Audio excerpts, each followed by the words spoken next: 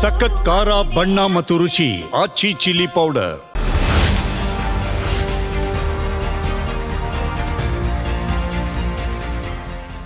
ನಮಸ್ಕಾರ.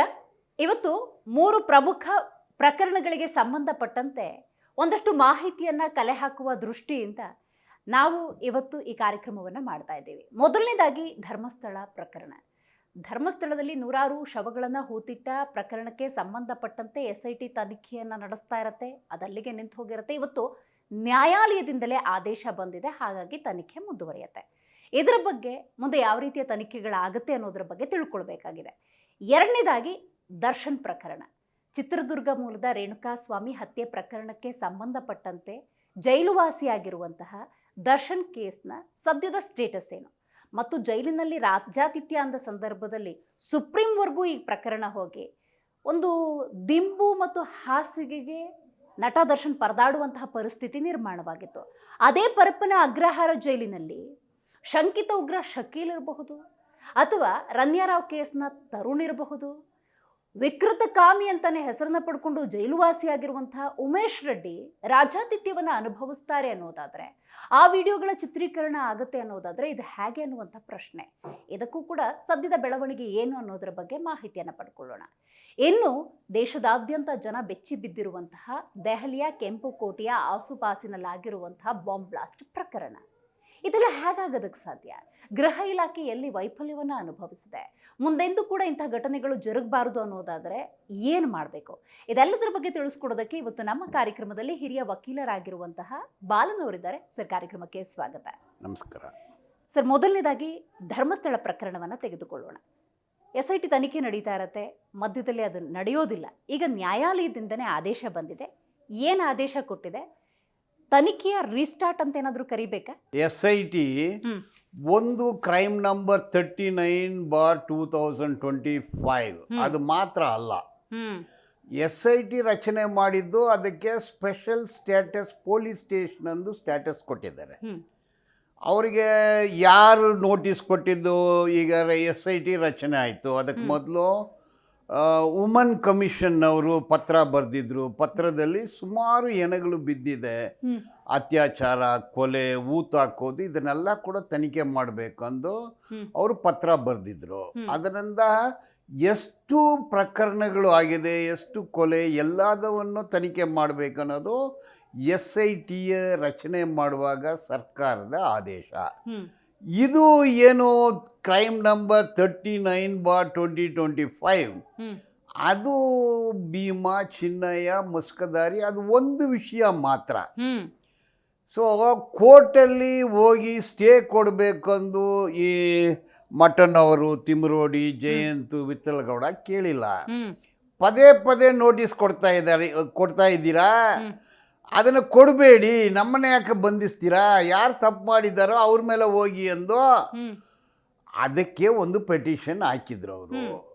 ಅವ್ರು ಕೇಳಿದ್ದು ಇಂಟ್ರೀಮ್ ಸ್ಟೇ, ನಮಗೆ ನೋಟಿಸ್ ಕೊಡಬೇಡಿ, ನಮ್ಮನ್ನು ಹರಾಸ್ಮೆಂಟ್ ಮಾಡಬೇಡಿ ಎಂದು ಮಾತ್ರ ಕೇಳಿದ್ರು. ಅದನ್ನು ನ್ಯಾಯಾಧೀಶರು ಹೋದ ಡೇಟು ಕೊಟ್ಟರು. ಇವತ್ತು ಕೂಡ ಈ ಪೆಟಿಷನರ್ ಯಾರಿದ್ದಾರೆ ಇವ್ರನ್ನ ಹರಾಸ್ಮೆಂಟ್ ಮಾಡಬಾರ್ದು ಸಂದೇಶ ಬಂದಿದೆ ನ್ಯಾಯಾಲಯದಿಂದ. ಬಂದಿದೆ, ಅಷ್ಟೇ ನಮ್ಗೆ ಬೇಕಾಗಿತ್ತು. ಈಗ ಸುಳ್ಳು, ಊಹೆ, ಹೋಗೆ ಯಾರು ಏನೇನೋ ಮಾಡ್ತಾ ಇದ್ದಾರೆ. ಈಗ SIT ಕಾನ್ಸ್ಟಿಟ್ಯೂಟೆಡ್ ಹಲವಾರು ಪ್ರಕರಣಗಳಿಗೆ ಕಾನ್ಸ್ಟಿಟ್ಯೂಟ್ ಆಗಿರೋ, ಅದು ಮುಂದುವರಿಯುತ್ತೆ. ಆಯ್ತಾ, ಅದು ಮುಂದುವರಿಯುತ್ತೆ. ಬಟ್ ಈ ಕ್ರೈಮ್ ನಂಬರ್ 39/2025 ಇದು ರಿಜಿಸ್ಟರ್ ಮಾಡಿದ್ದೇ ತಪ್ಪಂತೀನಿ ನಾನು. ಅದು ಯಾಕೆ ಮಾಡಿದ್ರು? ರಿಜಿಸ್ಟರ್ ಮಾಡಿದ್ದೆ ಕಾನೂನು ಬಾಹಿರ. ಅದರಲ್ಲಿ ಯಾರು ಗೂಗಲ್ ಮಾಡಿದ್ರೇನೋ ಬರುತ್ತೆ, ಸೆಕ್ಷನ್ 215 BNSS ಗೂಗಲ್ ಮಾಡಿದರೆ ಬರುತ್ತೆ.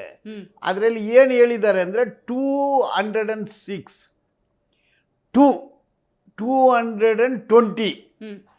ಇದು ಗೌರ್ಮೆಂಟ್ ಅಫಿಷಿಯಲ್ ದೂರು ಕೊಟ್ಟರೆ ಮಾತ್ರ ನೋಂದಣಿ ಮಾಡಬೇಕು. ಚಿನ್ನಯ್ಯ ಗೌರ್ಮೆಂಟ್ ಅಫಿಷಿಯಲಾ? ಚಿನ್ನಯ್ಯ ದೂರು ಕೊಟ್ಟರೆ 211A ಹೆಂಗೆ ರಿಜಿಸ್ಟರ್ ಮಾಡಿದ್ರು? ಪೊಲೀಸರಿಗೆ ನಾಲೆಡ್ಜ್ ಇಲ್ವಾ, ಅರಿವಿಲ್ವಾ? ಯಾಕೆ ರಿಜಿಸ್ಟರ್ ಮಾಡಿದ್ರು? ಬೇಕೆಂದೇ ಮಾಡಿದ್ರಾ? ಅಧಿಕಾರನೇ ಇಲ್ಲ. ಪ್ರಶ್ನೆ ಒಂದು ಮಾಡ್ಬೋದಲ್ಲ ಹಂಗಾದ್ರೆ ಇದನ್ನ? ಪ್ರಶ್ನೆ ಮಾಡ್ಬೋದಲ್ಲ? ಅದನ್ನೇ ಪ್ರಶ್ನೆ ಮಾಡಿದ್ದು ನಾವು. ಈ 4 ಜನ ಅದನ್ನೇ ಪ್ರಶ್ನೆ ಮಾಡಿದ್ವಿ. ಹೆಂಗ್ ಮಾಡ್ತೀರಾ ನೀವು? ಈಗ ಅಲ್ಲಿ ನ್ಯಾಯಾಧೀಶರ ಹತ್ರ ಹೋಗಿ ಪರ್ಮಿಷನ್ ಕೇಳ್ತಾರೆ ಪೊಲೀಸರು. ನ್ಯಾಯಾಧೀಶರು ಪರ್ಮಿಷನ್ ಕೊಡ್ತಾರೆ. ಹೆಂಗ್ ಕೊಡ್ತಾರೆ ಅವರು? ಅದು ಕಂಪ್ಲೇಂಟೇ ಪ್ರೈವೇಟ್ ಪಾರ್ಟಿ ಕೊಡಂಗಿಲ್ವಲ್ಲ. ಅದರಲ್ಲಿ ಆದೇಶ ಮಾಡ್ತಾರೆ, ನೀವು ನೋಂದಣಿ ಮಾಡಿ ಅಂದು. ಏನಕ್ಕೆ ನೋಂದಣಿ ಮಾಡೋದು? 211ಗೆ ಹೇಗೆ ಏನಿದೆ ಅದರಲ್ಲಿ ಅಂಶಗಳೊಂದು ಏನು ಹೇಳಿಲ್ಲ. ಎರಡನೇದು. ಮೂರನೇದು, ಈಗ ಆ ಕಂಪ್ಲೇಂಟನ್ನು ಪೂರ್ತಿ ಓದಿದ್ದೀನಿ ನಾನು. FIR ಅನ್ನು ಕೂಡ ಓದಿದ್ದೀನಿ. ಅವನು ಕೊಲೆ ಅಂತಾನೆ, ಊತಾಕಿದ್ದೀನಿ ಅಂತಾನೆ, ಶವಗಳು ಬಿದ್ದಿತ್ತು ಅಂತಾನೆ, ಸಣ್ಣ ಸಣ್ಣ ಮಹಿಳೆಯರು, ಹೆಣ್ಣು ಮಕ್ಕಳದು ಅಂತಾನೆ, ಅವ್ರದ್ದು ಎಲ್ಲ ಸ್ಕೂಲ್ ಯೂನಿಫಾರ್ಮ್ ಅಂತಾನೆ, ಒಳ ಉಡುಪು ಇಲ್ಲ ಅಂತಾನೆ, ರಕ್ತ ಸುರಿತಿತ್ತು ಅಂತಾನೆ, ಅದನ್ನ ನಾನು ಊತಾಕಿದೆ ಅಂತಾನೆ, ಆಡಳಿತವರೇ ಮಾಡಿದ್ರು ಅಂತ ಹೇಳಿದ್ದಾನೆ. ಅದು ಪೂರ್ತಿ ಓದಿದ್ರೆ ಯಾರಾಗ್ಲೂ ಉಪ್ಪು ಹಾಕ್ಕೊಂಡು ಊಟ ಮಾಡೋರು ಕೊಲೆ ಪ್ರಕರಣಕ್ಕೆ ನೋಂದಣಿ ಮಾಡಬೇಕು, ಅತ್ಯಾಚಾರಕ್ಕೆ ಮಾಡಬೇಕು, ಅದನ್ನು ಸಾಕ್ಷಿ ನಾಶಪಡಿಸಿದ್ದಾರೆ ಎಂದು ಮಾಡಬೇಕು. ಪೊಲೀಸರು ಯಾಕೆ ಮಾಡಿಲ್ಲ? ಧರ್ಮಸ್ಥಳದ ವಿರುದ್ಧ ಷಡ್ಯಂತ್ರವನ್ನ ಮಾಡಿದಂತಹ ಇದೇ ಗಿರೀಶ್ ಮಟ್ಟಣ್ಣವರ್, ಮಹೇಶ್ ತಿಮ್ರೋಡಿ, ವಿಠಲ್ ಗೌಡ ಹಾಗೇನೆ ಜಯಂತ್ ಅವ್ರಿಗೆ ಭಾರಿ ಹಿನ್ನಡೆಯಾಗಿದೆ. SIT ತನಿಖೆ ಪುನರ್ ಆರಂಭ ಆಗಿದೆ. ಬಂಧನದ ಭೀತಿ ನೋಡಿ. ಬಂಧನ ಭೀತಿನೂ ಇಲ್ಲ, ಏನೂ ಇಲ್ಲ. ನೋಡಿ, ಬಂಧನ ಭೀತಿ ಅಂದ್ರೆ ಹೆಂಗ್ ಬಂಧನ ಮಾಡ್ತಾರೆ? ಅವ್ರ ಮೇಲೆ ಏನಿದೆ? ಅವ್ರು ಏನ್ ತಪ್ಪು ಮಾಡಿದ್ದಾರೆ? ನೀ ದೂರನ್ನು, ಅದನ್ನ ಹೇಳೋರು ದೂರನ್ನು ಓದ್ಬೇಕು. ದೂರು ಕೊಟ್ಟಿರೋದು ಕೊಲೆ ಮಾಡಿದ್ದು ಇವ್ರ, ಕೊಲೆ ಮಾಡಿದ್ದಾರೆ ಅನ್ನೋದು ಕೊಟ್ಟಿದ್ದೇನೆ. ಕೊಲೆ ಮಾಡಿದ್ದವ್ರು ಯಾರು? ಸೌಜನ್ಯವನ್ನ ಕೊಂದವ್ರು ಯಾರು? ನಾನು ಒಂದು PIL ಹಾಕಿದ್ದೀನಿ. 74 documented deaths, 74 documented deaths PIL ಹಾಕಿದ್ದೀನಿ. ಅದು ಏನಾಯ್ತು ತನಿಖೆ? ಅದು ಯಾರು ಮಾಡಿದ್ದು? ಈಗ ಅಲ್ಲಿ ಹೋಗಿ ಲಾಡ್ಜಲ್ಲಿ ಸ್ಟೇ ಮಾಡ್ತಾರೆ. ID ಪ್ರೂಫ್ ಇಲ್ಲದೆ ಲಾಡ್ಜಲ್ಲಿ ಸೇರಿಸ್ಕೊಳ್ತಾರ? ಇಲ್ಲ. ID ಪ್ರೂಫ್ ಇದೆ, ಲಾಡ್ಜಲ್ಲಿ ಹೆಸರು ಇಲ್ಲದೆ ಸೇರಿಸ್ಕೊಳ್ತಾರ? ಇಲ್ಲ. ಏನ ಬಿದ್ದಿದೆ, ಸತ್ತೋಗಿದ್ದಾರೆ. ಏನು ಮಾಡಬೇಕು? ಅದನ್ನು ಪೊಲೀಸರಿಗೆ ಇನ್ಫಾರ್ಮೇಷನ್ ಕೊಡಬೇಕು. ಯಾವ ಸ್ಥಿತಿನಲ್ಲಿತ್ತು ಆ ಥರನೇ ಫೋಟೋ ಮಾಡಬೇಕು, ವಿಡಿಯೋಗ್ರಫಿ ಮಾಡಬೇಕು. ಆಮೇಲೆ ತಹಶೀಲ್ದಾರ್ಗೆ ಹೇಳಬೇಕು, ಅವ್ರು ಬಂದು ಫೋಟೋಗ್ರಫಿ ಮಾಡಬೇಕು, ವಿಡಿಯೋಗ್ರಫಿ ಮಾಡಬೇಕು. ತದನಂತರ ಪೋಸ್ಟ್ ಮಾರ್ಟಮ್ ಡಾಕ್ಟರ್ ಬರಬೇಕು, ಪೋಸ್ಟ್ ಮಾರ್ಟಮ್ ವಿಡಿಯೋಗ್ರಫಿ, ಫೋಟೋಗ್ರಫಿ ಮಾಡಬೇಕು. ತದನಂತರ ಫ್ಲ್ಯಾಶ್ ನ್ಯೂಸ್ ಕೊಡಬೇಕು. ಅದನ್ನು ಯಾರು ಅದಕ್ಕೆ ಸ್ವಂತ ಅವ್ರಿಗೆ ಅದನ್ನು ಇನ್ಫಾರ್ಮೇಷನ್ ಕೊಡಬೇಕು. ಇದೆಲ್ಲ ಮಾಡದೆ ಹೆಂಗೆ ಗೊತ್ತಾಗ್ತಾರೆ? ಈ ಥರ ಡಾಕ್ಯುಮೆಂಟೆಡ್ ಡೆತ್ 72. ಈಗ ಯಾರು ಹೇಳ್ತಾರೆ? ಅದಕ್ಕೇನು ಹೇಳ್ತಾರೆ? ಒಟ್ಟಾರೆ 424 ಸಾವು. ಆನೆ ಮೌತ, ತಂಗಿನ ಕೊಲೆ ಆಗಿಲ್ವಾ? ಯಾರಿಗೆ ಸಂಬಂಧ? ಅವರು ತಂದೆ ತಾಯಿಗಳು, ತಾತ ಅಜ್ಜ ಅಲ್ಲೇ ಇದ್ರು. 6 ಸೆಂಟ್ ಜಮೀನು, ಮನೆಯಲ್ಲೇ ಸತ್ತೋದ್ರು. ಅದಕ್ಕೆ ಯಾರೋ ದೂರದಾರ್ರಿ ಯಾರು? ಪೊಲೀಸರು ಯಾಕೆ ನೋಂದಣಿ ಮಾಡಿಲ್ಲ? FIR ಯಾಕೆ ತನಿಖೆ ಮಾಡಿಲ್ಲ? 3 ವರ್ಷ ಆದಮೇಲೆ ರಿಪೋರ್ಟ್ ಹೆಂಗೆ ಹಾಕಿದ್ರು? ಡಬಲ್ ಮಾಡ್ರು, ತಂಗಿನೂ ಮಾಡ್ರು, ಅಣ್ಣನೂ ಮಾಡ್ರು. ಏನಾಯ್ತು? ಇದೆಲ್ಲ ಸುಳ್ಳ? ಜನಕ್ಕೊಂದು ಕುತೂಹಲ ಬರುತ್ತೆ ಸರ್ ಈ ಡೆವಲಪ್ಮೆಂಟ್ ನೋಡಬೇಕಾದ್ರೆ. ಅಂದರೆ ಆಗಿದೆ ಅನ್ಯಾಯ, ಕೊಲೆಗಳಾಗಿದೆ, ಸಾವುಗಳು ಸಂಭವಿಸಿದೆ, ಇಂಥ ಸಾವುಗಳಾಗ್ತಿದೆ ಅಂತ ಧ್ವನಿಯನ್ನು ಒಂದಷ್ಟು ಜನ ಎತ್ತುತ್ತಾ ಇದ್ದಾರೆ. ಅವರಿಗೆ ಕಾನೂನು ಸಪೋರ್ಟಿವ್ ಆಗಿ ಇದೆಯಾ ಇಲ್ವಾ? ನೋಡಿ, ಈಗ ತಾವು ಹೇಳಿದ್ರಿ ಈ ಥರ ಎಲ್ಲ ಮಾಧ್ಯಮಗಳಲ್ಲಿ ಬರ್ತಾ ಇದೆ ಎಂದು. ಆಯಿತು, 100 FIR 100 ಕೇಸ್ಗಳು ಹಾಕಿದ್ಯಾರು? 2023ರಲ್ಲಿ 2 ಒರಿಜಿನಲ್ ಸೂಟು, 24ಅಲ್ಲಿ 2 ಒರಿಜಿನಲ್ ಸೂಟು, 25ರಲ್ಲಿ 3 original suit, 1 writ petition, 2 writ petition, 3 writ petition, ಕೋಟ್ಯಾಂತರ ರೂಪಾಯಿ ಖರ್ಚು. ಭಾರಿ ದೊಡ್ಡ ಲಾಯರ್ಗಳು, ಸೆಲೆಬ್ರಿಟಿ ಲಾಯರ್ಸ್ನ ಎಂಗೇಜ್ ಮಾಡಿದ್ದು ಯಾರು? ಯಾಕೆ ಅವ್ರು ಮಾಡಿದ್ರು? ಈಗ ಪೊಲೀಸರು ಇವರು ಕೋರ್ಟ್ಗೆ ಬಂದಿದ್ದು, ಸ್ವಾಮಿ ನ್ಯಾಯ ಕೇಳಿ ನಾವು ಹೋರಾಟ ಮಾಡ್ತಾ ಇದ್ದೀವಿ. ನೊಂದವರು, ಸತ್ತವರು, ಕಣ್ಣೀರು, ಪ್ರಾಣಗಳು, ಜೀವಗಳು ನ್ಯಾಯ ಕೇಳುತ್ತೆ, ನ್ಯಾಯ ಕೊಡಿ ಅಂತ ಕೇಳಿದ್ರೆ ನಮ್ಮ ಮೇಲೇನೆ ನೋಟಿಸ್ ಕೊಡೋದು ಹೆಂಗೋ? 9 ನೋಟಿಸ್ ಕೊಟ್ರು, 150 ಗಂಟೆಯಿಂದ 200 ಗಂಟೆ, 200 ತಾಸು ವಿಚಾರಣೆ ಮಾಡಿದ್ದಾರೆ. ಎಲ್ಲದಕ್ಕೂ ಹೋಗಿದ್ವಿ, ನೀವು ಬನ್ನಿ, ಇಲ್ಲ ಅಂದ್ರೆ ನಾವು ಬಂಧಿಸ್ತೀವಿ ಅಂದ್ರೆ ಕೋರ್ಟ್ಗೆ ಬರ್ತಾರೆ. ವೆದರ್ ಇಟ್ ಈಸ್ ಅವ್ರು ಕೇಳಿರೋ ತಡೆ ಅದನ್ನ ಕೊಟ್ರು. Okay, got it. ಅಂದ್ರೆ ಒಂದು ಹಂತದ ಜಯ ಅಂತ ಪರಿಗಣಿಸಬಹುದು ಅವ್ರಿಗೆ. ಇನ್ನೊಂದು 211A FIR ಹೆಂಗ್ರಿ ಮಾಡಿದ್ರಿ ನೀವು? ಅದನ್ನ ದೂರ ಕೊಟ್ಟಿರೋನಿಗೆ ಯಾರು ತೀರ್ಮಾನ ಮಾಡಿದ್ದು? 211A ತೀರ್ಮಾನ ಮಾಡಿದ್ದು ಯಾರು? SP ನ ASI? ಅಂದ್ರೆ ಸರ್, ನೀವು ಹೇಳೋ ಕಾಂಟೆಕ್ಸ್ಟ್ ಅಲ್ಲಿ ನೋಡೋದಾದ್ರೆ, ಅನ್ಯಾಯದ ವಿರುದ್ಧ ಹೋರಾಟ ಮಾಡ್ತಿದ್ದಾರೆ, ಅವರನ್ನೇ ರಿಪೀಟೆಡ್ಲಿ ವಿಚಾರಣೆಗೆ ಒಳಪಡಿಸ್ತಿದ್ದಾರೆ ಅನ್ನೋದಾದ್ರೆ, ಈ ಹೋರಾಟಗಾರರು ಯಾರ ಮೇಲೆ ಬೆರಳು ಮಾಡ್ತಿದ್ದಾರೆ ಅವ್ರ ವಿಚಾರಣೆ ಆಗ್ಬೇಕಲ್ಲ ಸರ್? ಹೇಳ್ತಾ ಇದ್ದೀನಿ ನಾನು. ಈಗ ಆ ಕಂಪ್ಲೇಂಟ್ ನಾನು ನೋಡಿದೆ. ಆ ಕಂಪ್ಲೇಂಟ್ ಆಡಳಿತವರು ಒಂದಿದೆ, ಧರ್ಮಸ್ಥಳದ ಆಡಳಿತವರು ಒಂದಿದೆ, ಇನ್ಸ್ಟ್ರಕ್ಷನ್ ಕೊಟ್ಟರು, ಸೂಪರ್ವೈಸರ್, ನಿರ್ದೇಶಕರು. ಯಾಕೆ ಅವ್ರಿಗೆ ನೋಟಿಸ್ ಕೊಟ್ಟಿಲ್ಲ? ಯಾಕೆ ತನಿಖೆ ಮಾಡಿಲ್ಲ? ಎಲ್ಲಾಗ್ಲೂ ದಾರಿ ತಪ್ಪಿದ. FIR ರಿಜಿಸ್ಟರ್ ಮಾಡಿದ್ದು 4/7, 23/8, 9 ಸೆಕ್ಷನ್ ಹಾಕ್ತಾರೆ. ಅದನ್ನು ಓದಿ 215 ಅದು 379 BNSS ಪ್ರಕಾರ ನ್ಯಾಯಾಧೀಶರು ಮಾಡೋ ಸೆಕ್ಷನ್ ಅನ್ನ ಇವ್ರು ಯಾಕೆ ಅಳವಡಿಸಿದ್ರು? Got it. From day one why it is against law. ನಮ್ಮ ಹೈಕೋರ್ಟ್ ಜಡ್ಜ್ಮೆಂಟ್ ಇದೆ, ಸುಪ್ರೀಂ ಕೋರ್ಟ್ ಜಡ್ಜ್ಮೆಂಟ್ ಇದೆ, 100 ಜಡ್ಜ್ಮೆಂಟ್ ಇದೆ. ಈಗ 211A no individual can lodge a complaint ಹೆಂಗ್ ರಿಜಿಸ್ಟರ್ ಮಾಡ್ತೀವಿ? ಇದನ್ನ ಹೇಳ್ಬೇಕು ಅವರು. ಅದು ತಪ್ಪು ಮಾಡಿದ್ರೆ ತಪ್ಪು. ನಾನೇ ಪೆಟಿಷನ್ ಹಾಕಿದ್ದು. ನಾನು ಈ ಕೊಲೆ ಬಗ್ಗೆ ಏನಾಗ್ಲೂ ಬರ್ದಿದ್ದೀನ? SIT ಬಗ್ಗೆ ಏನಾಗ್ಲೂ ಬರ್ದಿದ್ದೀವ? ಏನೂ ಬರ್ದಿಲ್ಲ. ನೀವು ಫ್ರಮ್ ಡೇ ಒನ್ ತಪ್ಪು ಮಾಡಿದ್ರೆ ಸರಿಪಡಿಸಿ ಅಂತ ಹೇಳಿದ್ವಿ, ಅದು ಮಾಡ್ಬೇಕಲ್ಲ ನಾನು. What next? ಏನಾಗುತ್ತೆ ಸರ್ ಹಂಗಿದ್ರೀಗ? ಏನು ಆಗೋದಿಲ್ಲ, ತನಿಖೆ ಆಗ್ಬೇಕು. ಯಾರ್ದಾಗುತ್ತೆ ವಿಚಾರಣೆ? ಯಾರಿಗೂ ಸತ್ತಿದ್ದಾರೆ ಅದ್ರ ಬಗ್ಗೆ ತನಿಖೆ ಆಗ್ಬೇಕು. ಈಗ ಬೆರಳು ಮಾಡ್ತಿರೋದು ಉಳಿದವ್ರ ಮೇಲೆ, ಬಟ್ ವಿಚಾರಣೆ ಆಗ್ತಿರೋದು, ಬಂಧಿಸ್ತಿರೋದು, ನೋಟಿಸ್ ಕೊಡ್ತಿರೋದು ಈ 4 ಮಂದಿಗೆ. ಆಯ್ತು, ಈಗ ಅವ್ರು ಯಾರು ತಪ್ಪು ಮಾಡಿದಾರೆ ಅವ್ರ ಮೇಲೆ ಮಾಡ್ಬೇಕು. ನಮ್ಮ ದೇಶ ಕಾನೂನು ದೇಶ. IG ಜೈಲಿಗೆ ಹೋಗಿದ್ದಾರೆ, SP ಜೈಲಿಗೆ ಹೋಗಿದ್ದಾರೆ. ಯಾರು ನೋಬಡಿ ಸಬೋಲ.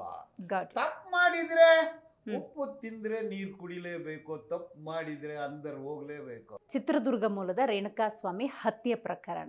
ದರ್ಶನ್ ಜೈಲುವಾಸವನ್ನ ಅನುಭವಿಸ್ತಾ ಇದ್ದಾರೆ. ಆ ಕೇಸ್ನ ಸ್ಟೇಟಸ್ ನನಗೆ ತಿಳಿಸ್ಕೊಡಿ. Same time sir, Parappana Agrahara ಜೈಲಿನಲ್ಲಿ ರಾಜಾತಿಥ್ಯವನ್ನ ದರ್ಶನ್ ತಗೊಂಡ್ರು ಅನ್ನೋ ಕಾರಣಕ್ಕೆ ಸುಪ್ರೀಂವರೆಗೆ ಹೋಗಿ ಅಲ್ಲಿಂದ ಒಂದು ಆದೇಶ ಬರುತ್ತೆ, ಜೈಲು ಅಧಿಕಾರಿಗಳಿಗೆ ಕ್ರಮ ತಗೋಬೇಕು ಅಂತ ಹೇಳಿ. ಸೇಮ್ ಟೈಮ್ ನಾವು ಪ್ಯಾರಲಲ್ಲಿ ನೋಡೋದಾದ್ರೆ, ಆ ಪರಪ್ಪನ ಅಗ್ರಹಾರ ಜೈಲಿನಲ್ಲಿ ರನ್ಯಾರಾವ್ ಕೇಸ್ನ ತರುಣ್ ಇದ್ದಾರೆ, ಶಂಕಿತ ಉಗ್ರ ಶಕೀಲ್ ಇರ್ತಾರೆ, ವಿಕೃತಕಾಮಿ ಉಮೇಶ್ ರೆಡ್ಡಿ ಇದ್ದಾರೆ. ಇವರಿಗೆಲ್ಲ ಮೊಬೈಲ್ ಫೋನ್ ಸಿಗುತ್ತೆ, ಫೆಸಿಲಿಟೀಸ್ ಬೇಕಾದಷ್ಟು ಸಿಗ್ತಿದೆ ಅಂತ ಹೇಳಿದ್ರೆ ಇಲ್ಲೇನೋ ವ್ಯತ್ಯಾಸ ಆಗ್ತಿರೋದು ವಿಸಿಬಲ್ ಸರ್. ಇದನ್ನ ಅಲ್ಲಿನ ADGPಯನ್ನು ಹಣಿಯೋದಕ್ಕೋ ಅಥವಾ ಇಲ್ಲೊಂದು ಆರೋಪ ಬರುತ್ತೆ, ಧನ್ವೀರ್ ಅನ್ನುವಂಥ ವ್ಯಕ್ತಿ ಅಂದರೆ ದರ್ಶನ್ ಅವರ ಸೋದರ ಸಂಬಂಧಿ ಈ ಕೃತ್ಯವನ್ನ ಅಂದ್ರೆ ಈ ತರ ವಿಡಿಯೋ ಮಾಡಿಸಿದಾರಂತ ಅವ್ರ ಮೇಲೆ ಕೇಸ್ ಟರ್ನ್ ಆಗಿದೆ. ಏನ್ ಹೇಳ್ತೀರಿ ಎರಡರ ಬಗ್ಗೆ? ದರ್ಶನ್ ಕೇಸ್ ಸ್ಟೇಟಸ್ ಅಂಡ್ ಈ ವಿಡಿಯೋ. ಇದು ಸಣ್ಣ ವಿಷಯವನ್ನ ದೊಡ್ಡ ವಿಷಯ ಮಾಡ್ತಾರೆ. ಜೈಲು ಇಲ್ಲಿ ಮಾತ್ರ ಇಲ್ಲ, ಹೈದರಾಬಾದಲ್ಲಿ ಇದೆ, ಚೆನ್ನೈಯಲ್ಲಿ ಇದೆ, ತಿಹಾರಲ್ಲಿ ಇದೆ. 5 ಸ್ಟಾರ್ ಹೋಟ್ಲಿಂದ ಡೈಲಿ ಫುಡ್ ಹೋಗುತ್ತೆ, ಎಲ್ಲಾನು ಹೋಗುತ್ತೆ. ದುಡ್ಡಿರೋರು ಅನುಭವಿಸ್ತಾನೆ ಇದ್ದಾರೆ. ನಾನು 37 ವರ್ಷದಿಂದ ನೋಡಿದ್ದೀನಿ. ಜೈಲ್ ಒಳಗಡೆ ನಾನು ಕೇಸ್ ಕೂಡ ನಡೆಸಿದ್ದೀನಿ. ತೆಲುಗಿ ಕೇಸು ಜೈಲ್ ಒಳಗಡೆ ನಡೆಸಿದ್ದೀನಿ ನಾನು. ಅದು ಬಿಟ್ಟರೆ ಇನ್ನೊಂದು 3-4 ಕೇಸ್ ಜೈಲ್ ಒಳಗಡೆ ನಡೆಸಿದ್ದೀನಿ. ಮುತ್ತಪ್ಪರಾಯ್ ಅವ್ರದ್ದು ಕೇಸ್ ಕೂಡ ಜೈಲ್ ಒಳಗಡೆ ನಡೆಸಿದ್ದೀನಿ. ಅಲ್ಲಿ ಕಾಂಟ್ರಾಕ್ಟ್ ಲೇಬರ್ಸ್ನ ಹಾಕಿದ್ದಾರೆ. ಕಾಂಟ್ರಾಕ್ಟ್ ಯಾರು ಅಲ್ಲಿ ಕಾನ್ಸ್ಟೇಬಲ್ಸ್ ಎಲ್ಲ ಹಾಕಿದಾರಲ್ಲ, ಅವ್ರು ಪರ್ಮನೆಂಟ್ ಅಲ್ಲ. 10,000 15,000 ಕಾಂಟ್ರಾಕ್ಟ್ ಹೋಮ್ ಗಾರ್ಡ್ಸ್ನ ತಂದು ನಿಲ್ಲಿಸ್ತಾರೆ, ನೀವು ಸಂಬಳ ಕೊಡಲ್ಲ. ಅವ್ರಿಗೆ ಆಕ್ಸೆಸಬಿಲಿಟಿ ಇದೆ. ಏನು ಜೈಲ್ ಒಳಗಡೆ ನಿಮ್ಗೆ ಏನು ಬೇಕೋ ಇವತ್ತು ಸಿಗುತ್ತೆ, ನಾಳೆನೂ ಸಿಗುತ್ತೆ. ಉಮೇಶ್ ರೆಡ್ಡಿ ಹತ್ರ ಒಂದು ಮೊಬೈಲ್ ಇತ್ತು, 100 ಮೊಬೈಲ್ ಇತ್ತು. ಜೈಲ್ ಒಳಗಡೆ ಇದ್ಕೊಂಡು ಇಡೀ ಪ್ರಪಂಚದೆಲ್ಲ ಮಾತಾಡ್ತಿದ್ದಾರೆ. ಜಾಮರ್ ಆಗ್ತಾರೆ, ದುಡ್ಡು ತಗೊಂಡು ಜಾಮರ್ನ ಲೂಸ್ ಮಾಡಿಬಿಡ್ತಾರೆ. ಜೈಲು ಒಳಗಡೆ ಅದು ಒಂದು ಲೋಕ. ದುಡ್ಡು ಇಲ್ದಿರೋನು ಮಾತ್ರ ಅನುಭವಿಸ್ತಾನೆ. ಕಷ್ಟವನ್ನು, ದುಡ್ಡಿರೋವನು ಸುಖವನ್ನು ಅನುಭವಿಸ್ತಾನೆ. ಇವನು ಜೈಲಿನಲ್ಲೂ ಎಲ್ಲಾನು ಸಿಗುತ್ತೆ. ಏನು ಸಿಗೋದಿಲ್ಲ ನಿಮ್ಗೆ, ಏನು ಸಿಗೋದಿಲ್ಲ. ಈಗ ಜೈಲಲ್ಲಿ ದೀಪ ಅಂದು ಒಂದು SP IPS ಆಫೀಸರು ಒಂದು IG ಮೇಲೇ ಕೇಸ್ ಹಾಕಿದ್ರು, ಇದೆಲ್ಲ ಮಾಡಿದ್ರಂದು. ಈಗ ಶಶಿಕಲಾ ಇದ್ದರು, ಶಶಿಕಲಾಗೆ ಏನು ಬೆಡ್ಡಿಂಗ್ ಇಲ್ವಾ? ಈಗ ಜೈಲ್ ಮ್ಯಾನ್ಯುಯಲ್ ಪ್ರಕಾರನೇ. ಸೊ ದರ್ಶನು ಟ್ಯಾಕ್ಸ್ ಪೇಯರು, ಅವ್ರಿಗೆ ಜೈಲ್ ಒಳಗಡೆ ಕೇಕು ಸಿಗುತ್ತೆ, ಬಿಸ್ಕೆಟು ಸಿಗುತ್ತೆ, ಹಣ್ಣು ಸಿಗುತ್ತೆ, ಮಾಂಸನೂ ಸಿಗುತ್ತೆ, ಅಡುಗೆನೂ ಸಿಗುತ್ತೆ, ಹೊರಗೆಯಿಂದನೂ ಫುಡ್ ಹೋಗುತ್ತೆ. ಅವ್ರಿಗೆ ಬೇಕಾದ ಫುಡ್ ಕೊಡಬೇಕಂದು ಜೈಲ್ ಮ್ಯಾನ್ಯುಯಲ್ನಲ್ಲೇ ಇದೆ. ನ್ಯಾಯಾಧೀಶರು ಮುಂದೆ ಪೆಟಿಷನ್ ಹಾಕಿದರೆ ಅವರು ಅಲೋ ಮಾಡ್ತಾರೆ. This is not luxury. Luxury ಅನ್ನೋದು ಬೇರೆ. ಬೆಳಗ್ಗೆ ಎದ್ದು ಬ್ರಷ್ ಮಾಡಬೇಕು, ಪೇಸ್ಟ್ ಬೇಕು, ಬ್ರಷ್ ಬೇಕು, ಸ್ನಾನ ಮಾಡಬೇಕು. ಟಿ ವಿ ಇದೆ, ಟಿ ವಿ ನೋಡ್ಬೋದು. ಟಿ ವಿನಲ್ಲಿ ಏನು ಬರೀ ನ್ಯೂಸೇ ನೋಡಬೇಕಾ? ಅದರಲ್ಲಿ ಡ್ಯಾನ್ಸ್ ಬಂದರೆ ಅದನ್ನು ನೋಡ್ತಾರೆ, ಟಿ ವಿನಲ್ಲಿ ಬರೋದಿಲ್ವಾ? ಅವರು ಮನುಷ್ಯರೇ, ಅವರು ಆರೋಪಿ. ಈವನ್ ಅಪರಾಧಿ ಆದ್ರೇನು, ಕನ್ವಿಕ್ಟ್ ಆದ್ರೇನು ಮನುಷ್ಯನೇ ಅವನು. ಅವನು ಹೊರಗೆ ಬರ್ತಾನೆ, ಪರೋಲ್ ಇರುತ್ತೆ, 30 ದಿವಸ ಪರೋಲು. ಮನುಷ್ಯರು. ನೀವು ಕೇಸ್ ಹಾಕಿದ್ದೀರಾ, ಪ್ರೂವ್ ಮಾಡಿ. ತಪ್ಪು ಯಾರು ಮಾಡಿದ್ರೇನೋ ಶಿಕ್ಷೆ ಅನುಭವಿಸ್ಲೇಬೇಕು. ಪ್ರೂವ್ ಮಾಡಿ, ಸಾಕ್ಷಿ ಮಾಡಿ.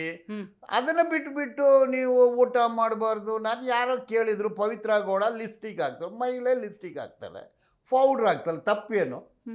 ಅವ್ರು ಒಂದು ಕೇಸ್ ಇರೋದ್ರಿಂದ ಯಾವುದು ಹಾಕ್ಬಾರ್ದ? ಡೀಸೆಂಟಾಗಿ ಬಟ್ಟೆ ಹಾಕ್ಬಾರ್ದ? ಒಂದು ನೀವು ಅಕ್ಯೂಸ್ಡ್ ಅಂದ ತಕ್ಷಣ ಎಲ್ಲ ತಲೆ ಎಲ್ಲ ಬಿಟ್ಬಿಟ್ಟು ಎಣ್ಣೆ ಹಾಕ್ಬಾರ್ದು, ಪೌಡ್ರ್ ಹಾಕ್ಬಾರ್ದು, dress. What nonsense is this? Okay.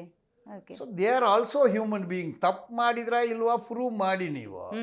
ಆದ್ರಿಂದ ನೀವು ಹೇಳೋದು ಉಮೇಶ್ ರೆಡ್ಡಿಗೆ ಸಿಕ್ತ, ಅವನೇನೋ ನನಗೊಂದು ಮೊಬೈಲ್ ನೋಡಿದ್ದಾನೆ ಅಷ್ಟೇ ತೋರಿಸ್ತಾ ಇದ್ದೀರಾ. ಅವನ ಹತ್ರ ಎಲ್ಲಿ ದುಡ್ಡಿದೆ? ಅವನು ಪೊಲೀಸ್, ಅವನು ಒಂದು ಸೈಕ್, ಅವನು ಜೈಲಲ್ಲಿದ್ದಾನೆ. ಏನು ಸಿಗುತ್ತೆ ಅವನಿಗೆ? ಪರೋಲು ಬಿಡೋದಿಲ್ಲ ಅವನಿಗೆ, ಆಯ್ತಾ? ಇನ್ನು ಯಾರು ಹೇಳ್ತೀರಾ, ಬಸ್ ಜೈಲ್ ಒಳಗಡೆ ಮೊಬೈಲು ಸಿಗುತ್ತೆ, ಊಟನೂ ಸಿಗುತ್ತೆ, ಏನೇನೆಲ್ಲ ಬೇಕೋ ಎಲ್ಲ ಸಿಗುತ್ತೆ. ಯಾರು ಹೇಳಿದ್ದು ಸಿಗೋದಿಲ್ಲ? ಕಾನೂನಲ್ಲಿ ಇದೆಲ್ಲ ಇದೆಯಾ? ಕಾನೂನಲ್ಲಿಲ್ಲ, ಆಂಟಿ ಕಾನೂನು. ನಾನು ಹೇಳಿದೆ, ಅಲ್ಲಿ ಬಂದು ಕಾಂಟ್ರಾಕ್ಟ್ ಲೇಬರ್ ಪೊಲೀಸರಾಗಿ ಅವ್ರಿಗೆ 10,000 ಸಂಬಳ ಕೊಟ್ಟರೆ ಏನು ಮಾಡ್ತಾರೆ? ಈಗ ಎಲ್ಲರಿಗೂ ದುಡ್ಡು ಬೇಕು. ಈಗ ಮೊಬೈಲ್ ಬೇಕು, ಮೊಬೈಲು ಹೊರಗಡೆ 10,000 ಖರೀದಿ ಮಾಡ್ತಾರೆ, 50,000 ಮಾರ್ಕೊಂಡ್ಬಿಡ್ತಾರೆ. ದುಡ್ಡಿರೋರು, ದುಡ್ಡು ಇಲ್ದವ್ರಿಗೆ 50,000 ಎಲ್ಲಿಂದ ಬರುತ್ತೆ? Mobile is luxury. ಯಾರಾಗಲೂ ನಾನು ಮೊಬೈಲ್ ಇಲ್ಲದೆ ಇರೋಕ್ಕಾಗತ್ತಾ? ಸಿಗರೇಟ್ ಕೊಡಬೇಕಂದು ಇದೆ, ಬೀಡಿ ಕೊಡಬೇಕಂದು ಕೂಡ ಇದೆ ಜೈಲ್ ಮ್ಯಾನ್ಯುಯಲಲ್ಲಿ. ಅಂದರೆ ಗಂಜಾ ಸಾರಾಯ ಕೊಡೋಲ್ಲ, ಮಟನ್ ಕೊಡ್ತಾರೆ, ಮೊಟ್ಟೆ ಕೊಡ್ತಾರೆ, ಚಿಕನ್ ಕೊಡ್ತಾರೆ, ಊಟ ಕೊಡ್ತಾರೆ. ಸರ್, ನನಗೆ ದರ್ಶನ್ ಪ್ರಕರಣದಲ್ಲಿ ಆ ಕೋರ್ಟ್ ಕಲಾಪಗಳನ್ನು ನೋಡಿದ್ರೆ ಹೈಡ್ರಾಮನ ಅಂತ ಅನಿಸ್ಬಿಡುತ್ತೆ. ಯಾಕೆ ಅಂತ ಹೇಳಿದ್ರೆ, ಹಾಸಿಗೆ ದಿಂಬಿಗೆ ಅರ್ಜಿ ಹಾಕಿದವರು ಅವರು. ನೋಡಿ, ಅಲ್ಲಿ ಏನೇನೋ ಆಗುತ್ತೆ. You was enjoying.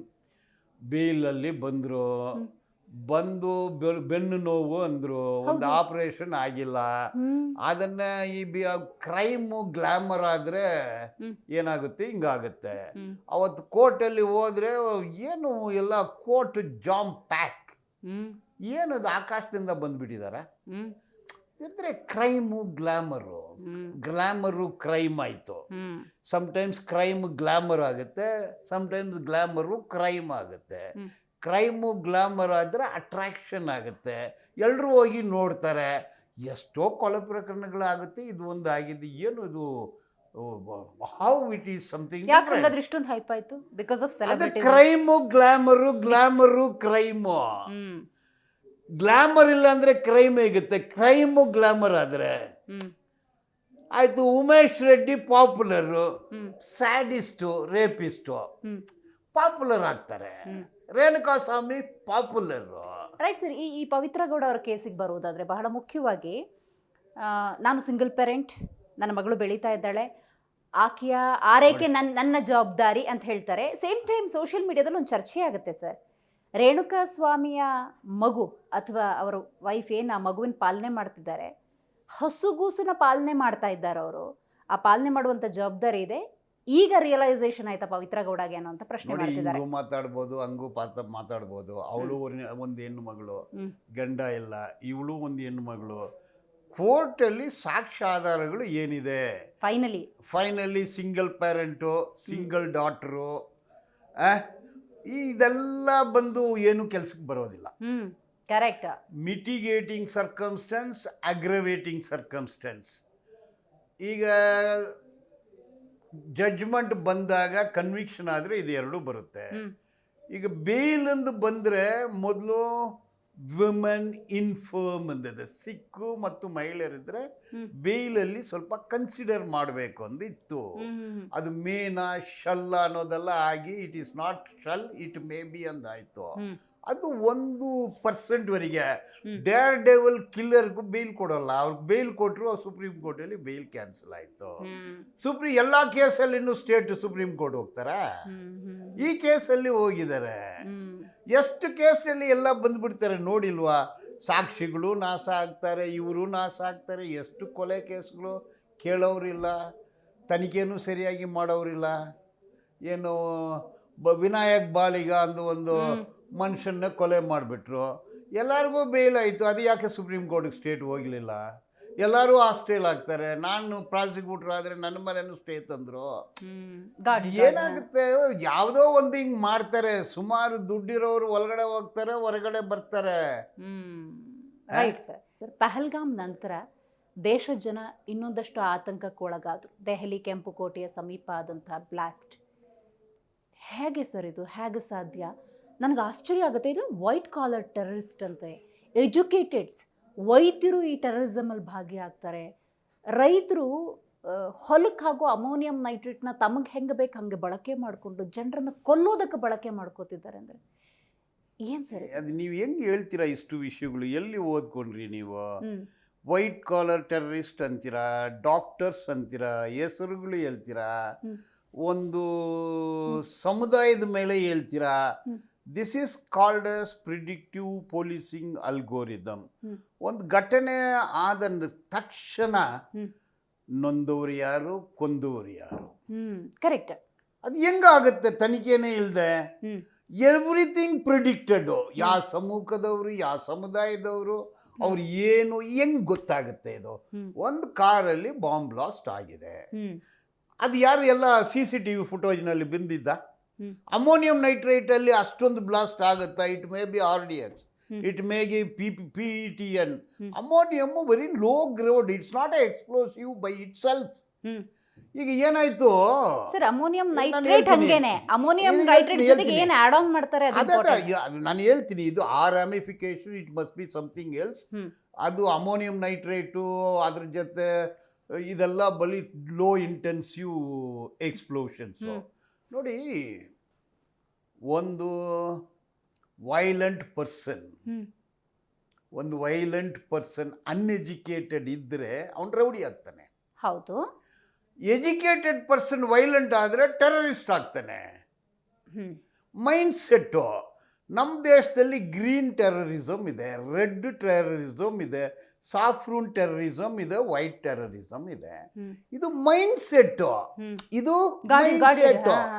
ನೋಡಿ, 2007-8 ಹೈದರಾಬಾದ್ ಮೆಕ್ಕಾ ಮದೀನಾದಲ್ಲಿ ಬ್ಲಾಸ್ಟ್ ಆಯಿತು. ಇದೇ ಪದಗಳು ಉಪಯೋಗ ಮಾಡಿದ್ರು. ಆಬ್ವಿಯಸ್ ಎಜುಕೇಟೆಡ್ ಉಗ್ರಗಾಮಿಗಳು, ಕೊಂದು ಬಿಡಬೇಕು ಅವ್ರನ್ನ, ಇದನ್ನು ಅನ್ಟಾಲರೇಟ್, ಇದೆಲ್ಲ ಮಾತಾಡಿದ್ರು. 250 ಜನ ಮುಸಲ್ಮಾನರನ್ನ ಬಂಧಿಸಿದ್ರು, ಎಲೆಕ್ಟ್ರಿಕ್ ಶಾಕ್ ಕೊಟ್ಟರು, ಟೆರರಿಸ್ಟ್ ಅಂದು ಹೇಳಿದರು. ಅವ್ರ ಹತ್ರ ಎಕ್ಸ್ಪ್ಲೋಸಿವ್ ಮೆಟೀರಿಯಲ್ ರಿಕವರಿ ಮಾಡಿದರು, ದುಡ್ಡು ರಿಕವರಿ ಮಾಡಿದರು, ಜೈಲಿಗೆ ಕಳಿಸಿದ್ರು. 15,000 ಪೇಜ್ ಚಾರ್ಜ್ ಶೀಟ್ ಹಾಕಿದ್ರು, 2 ವರ್ಷ ಜೈಲಲ್ಲಿದ್ದರು. ಅದನ್ನು ತನಿಖೆ ಮಾಡಿರುವ ಇನ್ಸ್ಪೆಕ್ಟ್ರು, DSP, ACPಗಳಿಗೆ ಪ್ರಮೋಷನ್ ಆಯಿತು. ಗವರ್ನರ್ ಅವಾರ್ಡ್ ಕೊಟ್ಟರು, ಪ್ರೆಸಿಡೆಂಟ್ ಅವಾರ್ಡ್ ಕೊಟ್ಟರು. ಇದೇ ರೀತಿ ಸಂಜೋತಾ ಎಕ್ಸ್ಪ್ರೆಸ್ ಬ್ಲಾಸ್ಟ್ ಆಯಿತು, 60 ಜನ ಸತ್ತರು, ಮುಸಲ್ಮಾನರನ್ನ ಅರೆಸ್ಟ್ ಮಾಡಿದ್ರು. ಅಜ್ಮೀರ್ ಎಕ್ಸ್ಪ್ರೆಸ್ಸಲ್ಲಿ ಬ್ಲಾಸ್ಟ್ ಆಯಿತು, 106 ಜನಕ್ಕೆ ಏಟಾಯಿತು, 34 ಜನ ಸತ್ತರು. ಮಾಲೆಗಣ್ಣಲ್ಲಿ ಇದೇ ಆಯಿತು. ತಾವು ಏನು ಹೇಳಿದರೆ ಅದನ್ನೇ 2 ವರ್ಷ ಆದಮೇಲೆ ಏನಾಯಿತು, ಅವರೆಲ್ಲ ಇನ್ನೋಸೆಂಟು, ತಪ್ಪೇ ಮಾಡಿಲ್ಲ. ಮಾಡಿದ್ದೆಲ್ಲ ಕುಮಾರಿ ಪ್ರಜ್ಞಾ, ಕರ್ನಲ್ ಪುರೋಹಿತ್, ಅಸೀಮಾನಂದ ನ್ಯಾಯಾಧೀಶರ ಮುಂದೆ RSS ಟಾಪ್ ಲೀಡ್ರ್ ಹೆಸರು ಹೇಳಿ ಸ್ಟೇಟ್ಮೆಂಟ್ ಕೊಟ್ಟಿದ್ದಾರೆ. ಹಾಗಂದ್ರೆ ಗವರ್ನರ್ ಅವಾರ್ಡ್ ಏನಾಯ್ತು, ರಿವಾರ್ಡ್ ಏನಾಯ್ತು? ಈಗ ಬೆಂಗಳೂರಲ್ಲಿ ಆಗಿದೆ. ಹೌದು, 2008 24/7/2008 ತನಿಖೆ ಮಾಡಿದ್ರು, ನಾರ್ಕೋ ಅನಾಲಿಸಿಸ್ ಮಾಡಿದ್ರು. ಸಮೀ ಭಾಗವಾದಿ ಅವನ ಜೊತೆ ಇನ್ನು 5 ಜನ ಬಂಧಿಸಿದ್ರು, ಚಾರ್ಜ್ ಶೀಟ್ ಕೂಡ ಹಾಕಿದ್ರು, ವೆಹಿಕಲ್ ರಿಕವರಿ ಮಾಡಿದ್ರು, ಎಕ್ಸ್ಪ್ಲೋಸಿವ್ ರಿಕವರಿ ಮಾಡಿದ್ರು. ಎಲ್ಲ ಮಾಧ್ಯಮದಲ್ಲಿ ತಾವು ಏನು ಹೇಳಿದ್ರು ಅದನ್ನೇ ಹೇಳ್ತಿದ್ರು. 2009 ಫೆಬ್ರವರಿನಲ್ಲಿ ಅವನು ಇನ್ನೋಸೆಂಟ್ ಅಂದು ಬಿಟ್ಟರು. ಬೇರೆಯವ್ರನ್ನ ತಂದು ಫಿಟ್ ಮಾಡಿದ್ದಾರೆ. ನಾನು ಏನು ಹೇಳ್ತೀನಿ ಅಂದರೆ, ಪ್ರಿಡಿಕ್ಟ್ ಮಾಡಬೇಡ. ನೋಡಿ, ದೇಶ ಅಂದರೆ ಮಣ್ಣಲ್ಲ, ಮನುಷ್ಯರು. 13 ಜನ ಅಮಾಯಕರು ಸತ್ತಿದ್ದಾರೆ. ಆ ಪ್ರಾಣಕ್ಕೆ ನ್ಯಾಯ ಬೇಕು. 13 ಜನ, ಅವ್ರಿಗೂ ರಾಜ್ಯಕ್ಕೆ ಸಂಬಂಧ ಇಲ್ಲ, ಅವ್ರಿಗೂ ಯಾವುದಕ್ಕೂ ಸಂಬಂಧ ಇಲ್ಲ. ಎಲ್ಲ ಅಮಾಯಕರು ರೋಡಲ್ಲಿ ಬ್ಲಾಸ್ಟ್ ಆಗುತ್ತೆ, ಸತ್ತೋಗ್ತಾರೆ. ಪ್ರತಿ ಒಂದು ಬ್ಲಾಸ್ಟಲ್ಲಿ ಅಮಾಯಕರೇ ಸಾಯೋದು. ಇದರಲ್ಲಿ ಯಾಕೆ ರಾಜಕೀಯ? ನೀವು ಹೇಳಿ, ತನಿಖೆ ಮಾಡಿ. ಹಾಗಾದ್ರೆ ಬಿಹಾರ ಎಲೆಕ್ಷನ್ ಟೈಮಲ್ಲಿ ಸ್ಫೋಟ ಅಂದಾಗ ಇದು ರಾಜಕೀಯ ತಿರುವು ಪಡ್ಕೊಳ್ಳುತ್ತೆ. ಅದನ್ನು ಹೇಳ್ತಾರೆ. ಇದು ಬಂದು ಓವರ್ ನೈಟ್ ಯಾರು ಮಾಡಲ್ಲ. ಕರೆಕ್ಟ್. ನೀವು ಎಲೆಕ್ಷನ್ ಉದ್ದೇಶದಿಂದ ಮಾಡ್ತಾರೆ ಅಂದ್ರೆ ಅದು ಸ್ಟೇಟ್ ಟೆರರಿಸಮ್. ಈಗ ಎಲೆಕ್ಷನ್ ಅಂದರೆ ಹಾಗಂದ್ರೆ ಬಾಂಬ್ ಮಾಡಿರೋರಿಗೆ ಎಲೆಕ್ಷನ್ಗೆ ಏನು ಸಂಬಂಧ? ಯಾವುದೇ ಪಾರ್ಟಿ ಇರಲಿ. ಪುಲ್ವಾಮಾ ಅಂತೀರಾ, ಬಾಂಬ್ ಇಟ್ಟಿರೋರಿಗೆ ಎಲೆಕ್ಷನ್ಗೆ ಏನು ಸಂಬಂಧ? ಹೆಂಗಾಗುತ್ತೆ? ಹಾಗಂದ್ರೆ ಗೌರ್ಮೆಂಟೇ ಇಟ್ಬಿಟ್ರಾ? I am not suspecting that. ಇದು ರೂಟ್ ಕಾಸ್ ಇದೆ. ನಾನು ಹೇಳ್ತೀನಿ, ರೂಟ್ ಕಾಸು 1992 ಮೊದಲು ಈ ಥರ ಎಲ್ಲಿ ಬಾಂಬ್ ಬ್ಲಾಸ್ಟ್ ಇಲ್ಲ. ಸಣ್ಣ ಪುಟ್ಟದ್ದು ಇಡ್ತಿದ್ರು. ಯಾವುದೋ 1992 ಮೊದಲು. 1992 ಆದಮೇಲೆ ಬಾಂಬೆ ಬ್ಲಾಸ್ಟ್ ಆಯಿತು. ಟ್ರಿಗರ್ ಮಾಡಿದ್ದು ಯಾರು? ಪ್ರಶ್ನೆ, ಅಲ್ಲಿಗೆ ಕ್ವಶನ್ ಮಾರ್ಕು. 2002 2000 ಮುಸಲ್ಮಾನರು, ಬಿಲ್ಕಿಸ್ ಬಾನು ರೇಪು, ಮರ್ಡರು, ಹಂಗೆ ಗ್ಯಾಂಗ್ ರೇಪು. ಅವ್ರನ್ನ ಹೊರಗೆ ಬಂದಾಗ ಅವ್ರಿಗೆ ಹಾರ ಹಾಕಿ ಕರ್ಕೊಂಬಂದರು. ತದನಂತರ ರಿಟಾಲಿಯೇಷನ್ ಏನೋ ಆಯ್ತಲ್ಲ. ಈಗ ಒಂದು ಮ್ಯಾರಿಲ್ಯಾಂಡ್ ಯೂನಿವರ್ಸಿಟಿ ಆಫ್ ಅಮೇರಿಕಾ, ಗೂಗಲ್ ಮಾಡಿ ಬರುತ್ತೆ, ಟೆರರಿಸ್ಟ್ ಈವೆಂಟು ಡೇಟಾ ಮೇಂಟೈನ್ ಮಾಡ್ತಾ ಇದ್ದಾರೆ. ಅವರು ಒಂದು ರಿಸರ್ಚ್ ಮಾಡಿ 20 ವರ್ಷ ಭಾರತದಲ್ಲಿ ಎಷ್ಟು ಟೆರರಿಸ್ಟ್ ಈವೆಂಟ್ ಆಗಿದೆ ಅಂದು ಒಂದು ಡೇಟಾ ಕೊಟ್ಟರು. ಈಗ 5052 ಟೆರರಿಸ್ಟ್ ಈವೆಂಟ್ಸ್, ಬಾಂಬ್ಸ್, ಅಟ್ಯಾಕ್ಸ್ ಎಲ್ಲ. 42% ಮಾವೋಯಿಸ್ಟು, ನಕ್ಸಲೈಟ್ ಅಂದು ಕೊಟ್ಟರು. 22% ಸೆಷನಿಸ್ಟ್ ಆರ್ಗನೈಸೇಷನ್ನು, ಬೋಡೋಲ್ಯಾಂಡು, ನಾಗಾಲ್ಯಾಂಡು, ಈ ಥರದವ್ರಿಗಂದು ಕೊಟ್ಟರು. 35% ಮಿಸ್ಸೆಲೇನಿಯಸ್ ಅಂದು ಕೊಟ್ಟರು. ಲೆಕ್ಕ ಮಾಡಿ 99% ಬರುತ್ತೆ.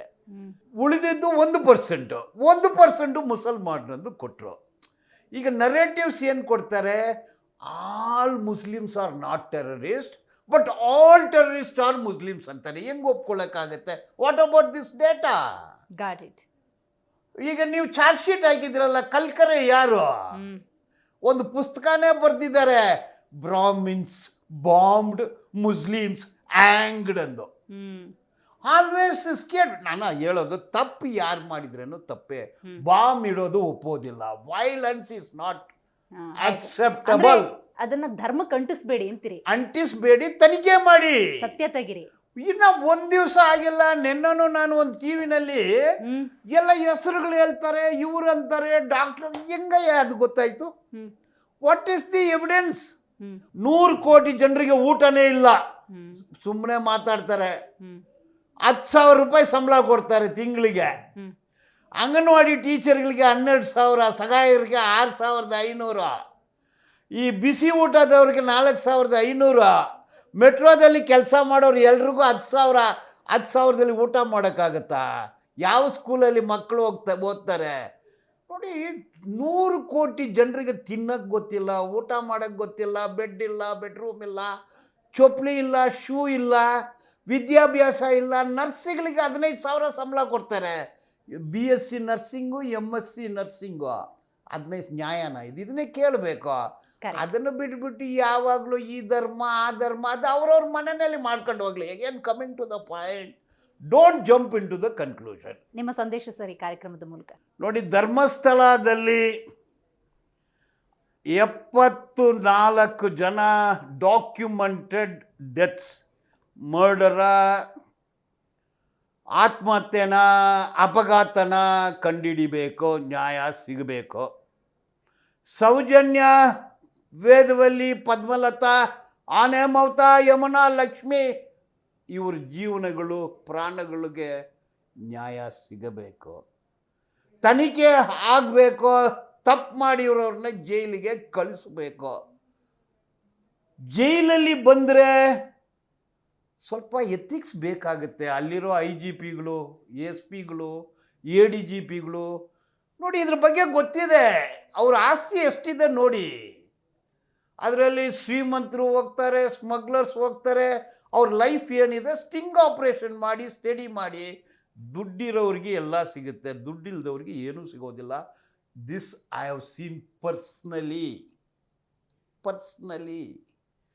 ಇನ್ನೊಂದು ವಿಚಾರ, ಬಾಂಬ್ ಬ್ಲಾಸ್ಟ್. ದ್ವೇಷ ರಾಜಕೀಯ ಬೇಡ. ಮನುಷ್ಯರನ್ನು ಮನುಷ್ಯರಾಗಿ ನೋಡಿ. ಅವನು ಈ ಫೈತು ಆ ಫೈತು ಇದೆಲ್ಲ ಬೇಡ. ಮನುಷ್ಯ ಅವನು ಅಷ್ಟೇ. ಈಗ ಮುಸಲ್ಮಾನರಿದ್ದಾರೆ, ಕಬಾಬು ಸಿಗುತ್ತೆ, ಮೇಕೆ ಕಾಲು ಸೂಪು ಸಿಗುತ್ತೆ. ಅವನು ಏನು ಸಮಾಜಕ್ಕೆ ಸೇವೆ ಮಾಡ್ತಾನೆ. ಅವನು ಪ್ರತಿಯೊಬ್ಬರು. ಆಟೋ ಡ್ರೈವರ್ ಇಲ್ಲ ಅಂದರೆ ನಂದು ಮೂವ್ಮೆಂಟ್ ಹೆಂಗಾಗುತ್ತೆ? ಟ್ಯಾಕ್ಸಿ ಇಲ್ಲ ಅಂದರೆ, ಮೆಟ್ರೋ ಇಲ್ಲ ಅಂದರೆ, ತರಕಾರಿ ಇಲ್ಲ ಅಂದರೆ, ಮೀನು ಮುಟ್ಟ ಇಲ್ಲ ಅಂದರೆ, ಪ್ರತಿಯೊಬ್ಬರು ಸಮಾಜ ಸೇವೆ ಮಾಡ್ತಾರೆ. ಒಂದು ಬ್ಯೂಟಿ ಸಾಲನ್ ಇಲ್ಲ ಅಂದರೆ ಏರ್ ಕಟಿಂಗ್ ಯಾರು ಮಾಡ್ತಾರೆ? ಪ್ರತಿಯೊಬ್ಬರು ದೇಶಕ್ಕಾಗಿ ಹೋರಾಟ ಮಾಡ್ತಾ ಇದ್ದಾರೆ. ಬೆಂಗಳೂರು ಸುಂದರವಾಗಿದೆ, ಸುಂದರಿಗಳಿಂದ ಇಲ್ಲ. ನಮ್ಮೂರು ಹೆಣ್ಣುಮಕ್ಕಳು ಸ್ವಚ್ಛಗೊಳಿಸ್ತಾರೆ, ಅವರೇ ಬ್ಯೂಟಿಷಿಯನ್ಸ್. ನೋಡಿದ್ರಲ್ಲ, ಇವತ್ತು 3 ಪ್ರಕರಣಗಳನ್ನು ನಾವು ಇಟ್ಕೊಂಡ್ವಿ. ಒಂದು ಧರ್ಮಸ್ಥಳ, ಎರಡನೇದಾಗಿ ದರ್ಶನ್ ಪ್ರಕರಣ, ಮೂರನೇದು ದೆಹಲಿ ಪ್ರಕರಣ. ಈ 3 ಪ್ರಕರಣಕ್ಕೆ ಸಂಬಂಧಪಟ್ಟಂತೆ ಆ ಕೇಸ್ನ ಸ್ಟೇಟಸ್ ಏನಿರಬಹುದು ಅನ್ನುವಂಥ ಸಹಜ ಪ್ರಶ್ನೆ ನಿಮಗೆ ಖಂಡಿತವಾಗ್ಲೂ ಇದ್ದೇ ಇರುತ್ತೆ. ಅದಕ್ಕೆ ಹಿರಿಯ ವಕೀಲರಾಗಿರುವಂತಹ ಬಾಲನೂರು ಸ್ಪಷ್ಟ ಉತ್ತರವನ್ನು ಕೊಟ್ಟಿದ್ದಾರೆ. ನೋಡ್ತಾ ಇರಿ ಜಿ ಕನ್ನಡ ನ್ಯೂಸ್, ಸತ್ಯವೇ ಸುದ್ದಿಯ ಜೀವಾಳ.